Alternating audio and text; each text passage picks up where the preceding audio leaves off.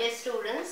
तो आज हम लोग डिस्कस करेंगे मेथड्स ऑफ एजुकेशनल साइकोलॉजी का थर्ड मेथड, जो कि है एक्सपेरिमेंटल मेथड। ओके, तो एक्सपेरिमेंटल मेथड एजुकेशनल साइकोलॉजी का एक बहुत ही पॉपुलर मेथड है, जहां पे ऑब्जर्व किया जाता है सब्जेक्ट को अंडर ए कंट्रोल्ड एनवायरनमेंट। ओके, जैसे कि ऑब्जर्वेशन में क्या होता है, कोई ऐसा कंट्रोल एनवायरनमेंट नहीं चाहिए, हम लोग जहाँ पे भी चाहे ऑब्जर्वर सब्जेक्ट को ऑब्जर्व करते हैं। लेकिन एक्सपेरिमेंटल मेथड सिर्फ कंट्रोल्ड एनवायरनमेंट में ही होता है, जिसकी लेबोरेटरी में होता है। ओके, जो भी एक्सपेरिमेंट किया जाता है वो पूरा अच्छा एक वेल फर्निश्ड रूम, इसके बाद साइंटिफिक कुछ टेक्निक्स, पूरा सिस्टमेटिकली क्या होता है, यहाँ पे एक सब्जेक्ट को ऑब्जर्व किया जाता है। ओके, और हम लोगों का जो मेंटल एबिलिटीज है, मेनली एक्सपेरिमेंटल मेथड क्या करता है, एक सब्जेक्ट का मेंटल एबिलिटीज स्टडी करता है। तो मेंटल एबिलिटीज मतलब यहाँ पे तुम लोगों को समझना पड़ेगा कि हम लोगों का लर्निंग कैपेसिटी कितना है, हम लोगों का इंटेलिजेंस लेवल कितना है। जैसे कि चैप्टर 2 में तुम लोगों को चैप्टर 3 में मिला था कि एवरेज स्टूडेंट्स का इंटेलिजेंस कितना होता है, पुअर स्टूडेंट का इंटेलिजेंस कितना होता है, सुपीरियर का कितना होता है। तो वो इंटेलिजेंस जो टेस्ट होता है वो एक्सपेरिमेंटल मेथड से वो टेस्ट किया जाता है। ओके, एक्सपेरिमेंटल मेथड हम लोगों का क्या कर सकता है, जो मेंटल एबिलिटीज है, लर्निंग हो, इसके बाद एप्टीट्यूड टेस्ट हो, एटीट्यूड टेस्ट है, पर्सनैलिटी टेस्ट है, इसके बाद हम लोग का इंटेलिजेंस टेस्ट है, बहुत सारा टेस्ट क्या होता है यहाँ पे किया जाता है अंडर ए कंट्रोल्ड एनवायरनमेंट और ए लेबोरेटरी।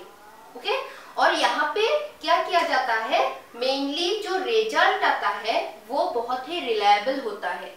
ओके, रिलायबल क्यों होता है और एक्यूरेट भी होता है, क्योंकि यहाँ पे पूरा अच्छा इक्विपमेंट्स होता है, साइंटिफिक इक्विपमेंट्स होता है। और जो कंट्रोल एनवायरनमेंट में किया जाता है, सपोज लेबोरेटरी में जो एक्सपेरिमेंट्स किया जाता है, तो यहाँ पे बाहर का कोई डिस्टर्बेंस नहीं आता है। सपोज ऑब्जर्वेशन मेथड में क्या होता है, सपोज मैं तुमको कोई भी एनवायरनमेंट में ऑब्जर्व कर रही हूँ, तो कोई भी एनवायरनमेंट का कोई भी आके या कोई भी कारण हो सकता है, मुझे डिस्टरबेंस मिल सकता है। लेकिन एक्सपेरिमेंटल मेथड में ऐसा कुछ नहीं होता है, क्योंकि वो जो कंट्रोल एनवायरनमेंट होता है या लेबोरेटरी होता है, वहां पे बाहर का कोई डिस्टरबेंस नहीं होता है, ओनली सब्जेक्ट और ऑब्जर्वर ही उसमें होता है। इसलिए ये जो मेथड है ये बहुत ही एक्यूरेट और रिलायबल रिजल्ट देता है, सबसे ज्यादा एक्यूरेट रिजल्ट देता है एक्सपेरिमेंटल मेथड। ओके, तो यहाँ पे हम लोग बोल सकते हैं it is the most popular method of educational psychology.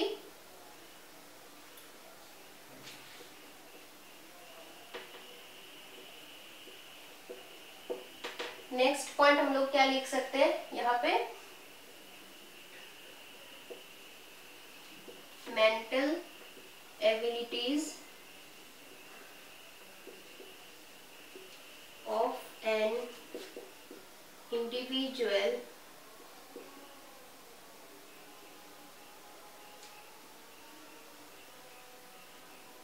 can be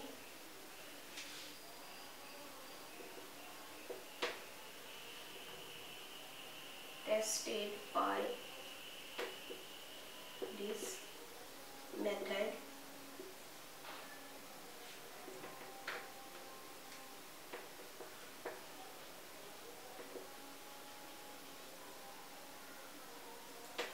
next हम लोग बोल सकते हैं कि it is conducted in a controlled environment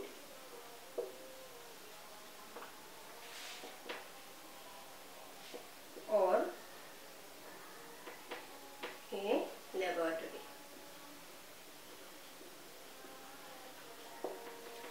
okay, तो ये सारा पॉइंट्स हम लोग लिख सकते हैं कि ये जो एक्सपेरिमेंटल मेथड है ये क्या होता है, सबसे पॉपुलर मेथड है। और एक्सपेरिमेंटल मेथड में हम लोग का जो मेंटल एबिलिटीज है वो ऑब्जर्व किया जाता है, वो टेस्ट किया जाता है एक्सपेरिमेंटल मेथड से। और ये जो मेथड है एक्सपेरिमेंटल मेथड वो एक लेबोरेटरी में ही किया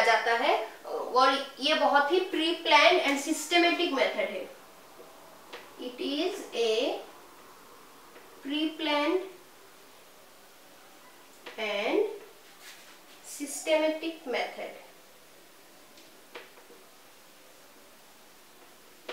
ओके, तो ये गया हम लोग का एक्सपेरिमेंटल मेथड के बारे में। नेक्स्ट हम लोग देखेंगे कि एक्सपेरिमेंटल मेथड का मेरिट्स एंड डिमेरिट्स क्या है। ओके, एक्सपेरिमेंटल मेथड हम लोगों को क्या मिला, सबसे साइंटिफिक, सबसे सिस्टेमेटिक और एक्यूरेट रिजल्ट देता है, लेकिन इसका भी कोई कुछ डिमेरिट्स भी है और मेरिट्स भी है।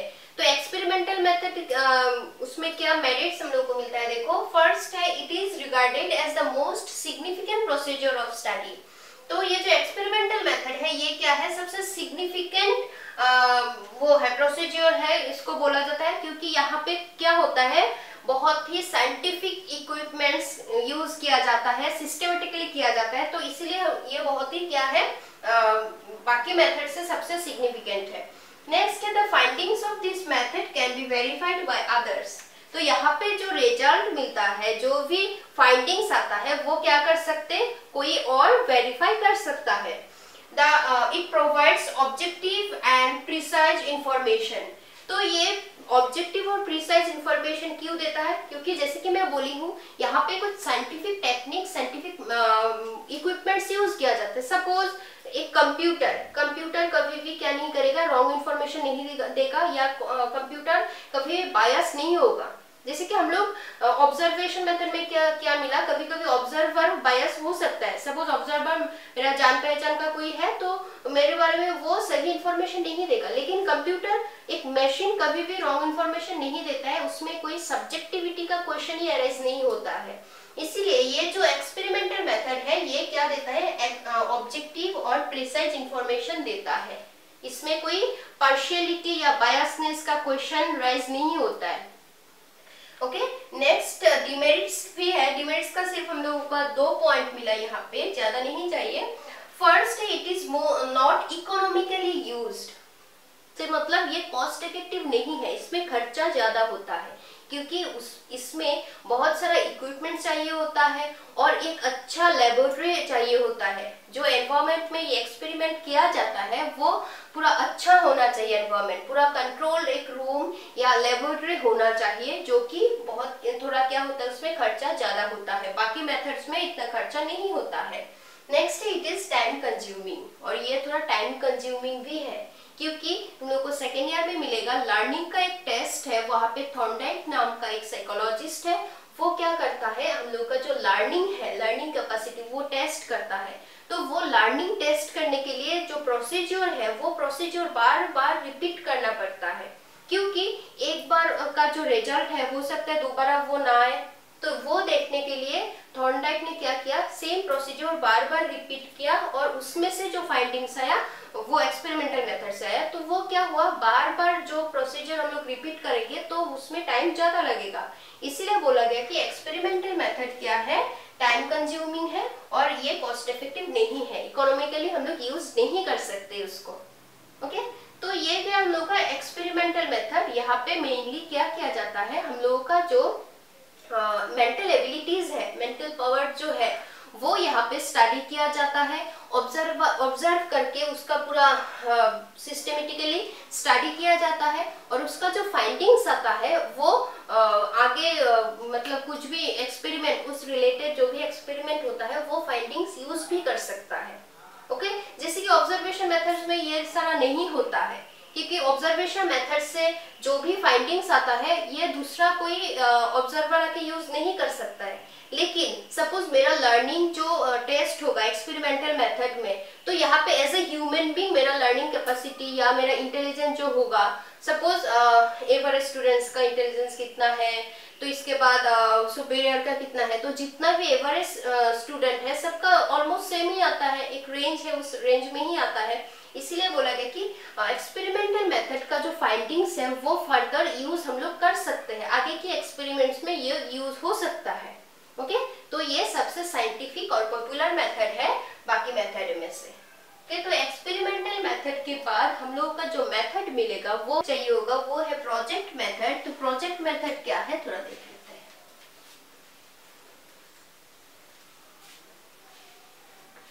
ये सारा एक्सपेरिमेंट्स बहुत ही इंटरेस्टिंग है। अगर तुम लोग डिग्री या हायर एजुकेशन में मतलब एजुकेशन सब्जेक्ट लेके पढ़ोगे, ये सारा एक्सपेरिमेंट मिलता है हम लोगों को।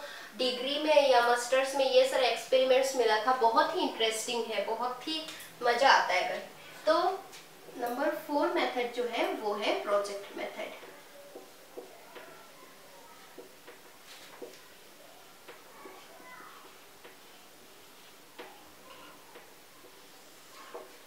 तो प्रोजेक्ट मेथड क्या है? प्रोजेक्ट मेथड एजुकेशनल साइकोलॉजी का ऐसा एक मेथड है जो क्या करता है, हम लोगों का अनकॉन्शियस माइंड को स्टडी करता है। ओके, बाकी जो ऑब्जर्व इंट्रोस्पेक्शन मेथड है, इसके बाद एक्सपेरिमेंटल मेथड है, वो क्या करता है, हम लोगों का कॉन्शियस माइंड को स्टडी करता है। लेकिन प्रोजेक्ट मेथड हम लोगों का अनकॉन्शियस माइंड को क्या करता है, स्टडी करता है। ओके, तो यहाँ पे क्या होता है, यहाँ पे बोला गया है कि हम लोग का माइंड का जैसे कि 3 पार्ट है, कॉन्शियस, अनकॉन्शियस और सबकॉन्शियस।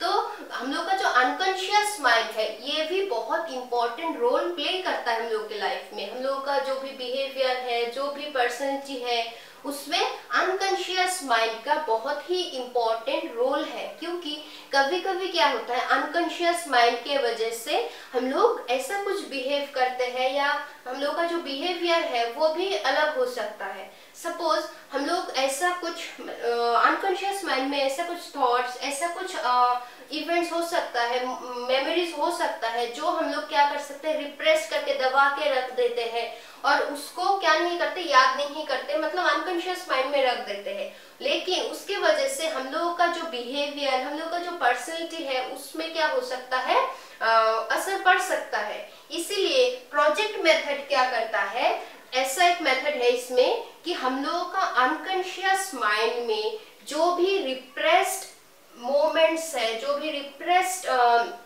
वो मेमोरीज है, उसको बाहर लाते हैं। ओके, क्यों बाहर लाते हैं, जैसे कि मैं बोली थी, कोई भी अनफुलफिल्ड डिजायर्स हो, इसके बाद कोई भी इवेंट्स जो हम लोगों को पेन देता है या कुछ भी ऐसा पास्ट एक्सपीरियंस जिससे हम लोगों को क्या होता है, दुख मिलता है, तो ऐसे एक्सपीरियंसेस को हम लोग क्या करते हैं, अनकॉन्शियस माइंड में रख देते हैं। मतलब भूल जाते हैं थोड़ा बहुत, लेकिन उतना पूरा भूलते नहीं है, थोड़ा भूल जाते हैं, इसीलिए इसको बोला जाता है कि अनकॉन्शियस माइंड में हम लोग रख देते हैं।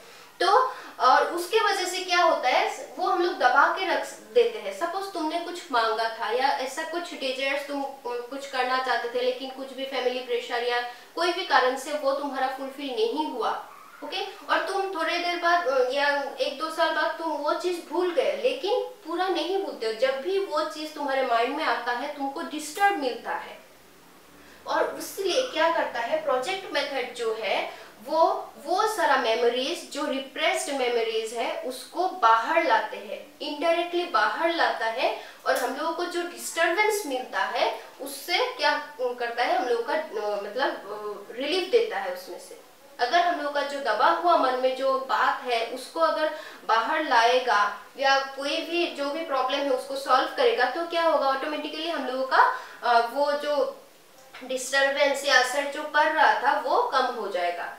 ओके, तो प्रोजेक्ट मेथड थोड़ा क्रिटिकल है, लेकिन यहाँ पे कुछ टाइप्स है, ये टाइप्स डिस्कस करके मैं तुम लोगों को अगर समझाऊंगी तो बहुत ही अच्छे से तुम लोगों को समझ में आ जाएगा। तो प्रोजेक्ट मेथड में 2-3 टाइप है, ये टाइप तुम लोगों को ऐसे नहीं चाहिए, फिर भी मैं समझाने के लिए थोड़ा बोल रही हूँ। एक है इन ब्लॉक टेस्ट, एक है ड्राइंग एंड पेंटिंग,